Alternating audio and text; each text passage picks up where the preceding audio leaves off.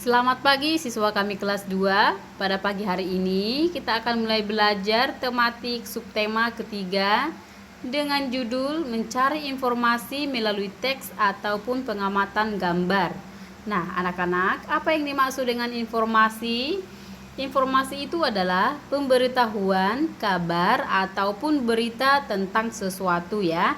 Nah, kita dapat menggali informasi itu dengan dua cara. Yang pertama, yaitu menyusun pertanyaan sesuai dengan informasi yang ingin kita peroleh. Nah, sebelum kita mencari informasi, anak-anak harus memahami apa yang dimaksud dengan kata tanya. Nah, kita akan belajar tentang kata tanya. Nah, kata tanya itu ada berapa? Nah, di sini kita disingkat kata tanya itu adik Simba supaya anak-anak bisa cepat mengingat. Apa itu kepanjangan dari adik Simba? Adik Simba itu merupakan kata tanya apa, di mana, kapan, siapa, mengapa, bagaimana, dan berapa. Nah, disingkat dengan adik Simba. Nah, sekarang kita akan membahas kata tanya apa. Nah, kata tanya apa itu digunakan untuk mencari informasi tentang benda, keadaan, ataupun perbuatan ya anak-anak ya. Nah, kata tanya di mana itu digunakan untuk mencari informasi tentang tempat berlangsungnya suatu peristiwa. Nah, kata tanya kapan digunakan untuk mencari informasi tentang waktu kejadian terjadinya sebuah peristiwa ya. Nah, sementara kata tanya siapa digunakan untuk menanyakan orang atau pelaku. Nah, kata tanya mengapa itu menanyakan tentang sebab atau alasan sebuah peristiwa itu terjadi. Nah, sementara kata tanya bagaimana itu digunakan untuk mencari informasi tentang keadaan, cara, ataupun proses peristiwa itu terjadi ataupun proses membuat sesuatu. Nah, itu kita gunakan untuk menanyakan tentang proses. Jadi kita gunakan kata tanya bagaimana. Nah, selain itu ada juga berapa. Nah, itu digunakan untuk mencari informasi tentang banyak, jumlah, harga, ataupun satuan. Nah, itulah sekilas tentang adik Simba ataupun kata tanya ya. Nah, anak-anak harus memahami dan mengingat bahwa kalimat tanya itu digunakan untuk menggali informasi atau meminta jawaban berupa penjelasan.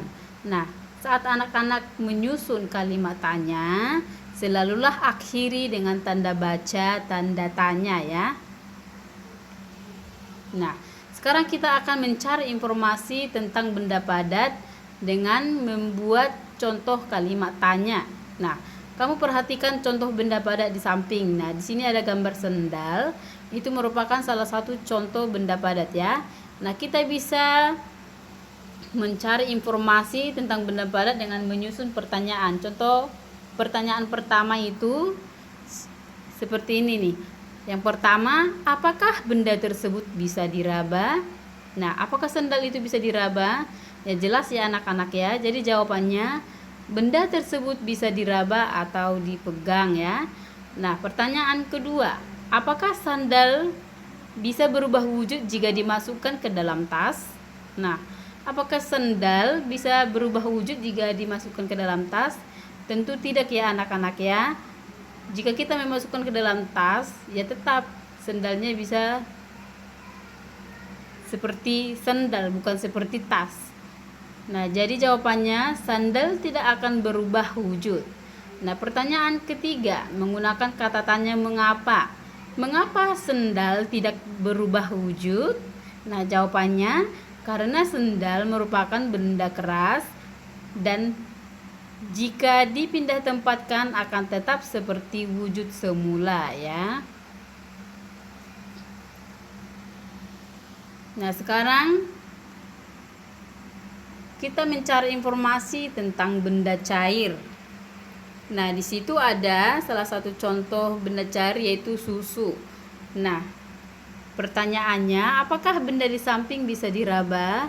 Tentu ya anak-anak ya. Jadi benda di samping bisa diraba. Nah, pertanyaan kedua, apakah susu merupakan salah satu contoh benda cair dan bisa berubah wujud? Nah, susu itu merupakan salah satu contoh benda cair dan bisa berubah wujud ya. Nah, pertanyaan ketiga, bagaimana cara benda cair tersebut bisa berubah wujud? Nah, jawabannya itu benda cair bisa berubah wujud jika dipindah ke wadah lain dan akan berubah wujud seperti sesuai dengan wadah yang ditempati. Nah, itu jawabannya anak-anak ya. Jadi bisa kita simpulkan atau bisa kita mencari informasi tentang benda cair bahwa benda cair itu bisa diraba dan bisa berubah wujud. Nah, itu yang bisa kita cari informasi tentang benda cair ya. Nah, sekarang kita akan mencari informasi tentang benda gas dengan menyusun pertanyaan seperti berikut. Apakah benda di samping bisa diraba? Anak-anak, bisa nggak kamu memegang asap? Jika kamu memegang asap akan tetap lepas dari tanganmu ya.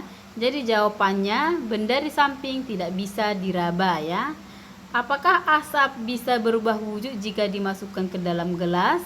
Ya tentu ya anak-anak ya. Jika kamu memasukkan asap ke dalam botol, nah asap itu akan berbentuk seperti botol ya. Nah, jika kamu masukkan ke dalam balon, nah asap itu juga akan berbentuk bulat atau seperti balon ya. Jadi anak-anak bisa mengambil kesimpulan atau informasi tentang benda gas bahwa benda gas itu tidak bisa diraba, bisa berubah wujud sesuai dengan wadah yang ditempati. Nah, itulah informasi tentang benda gas yang kita peroleh dengan cara menyusun pertanyaan. Nah, selain membuat pertanyaan, kita juga bisa mendapat informasi dari sebuah teks bacaan dengan cara mencari makna kata ya anak-anak ya. Nah, jika anak-anak menemukan teks bacaan, supaya mendapat informasi lebih, anak-anak bisa mencari makna kata yang tidak kamu mengerti. Contohnya juara, itu artinya orang atau regu yang mendapat kemenangan dalam lomba atau pertandingan. Nah, seperti itu ya anak-anak ya. Baik, berikutnya akan Ibu kasih tugas. Sekian dan terima kasih. Semoga anak-anak memahami. Salam sehat.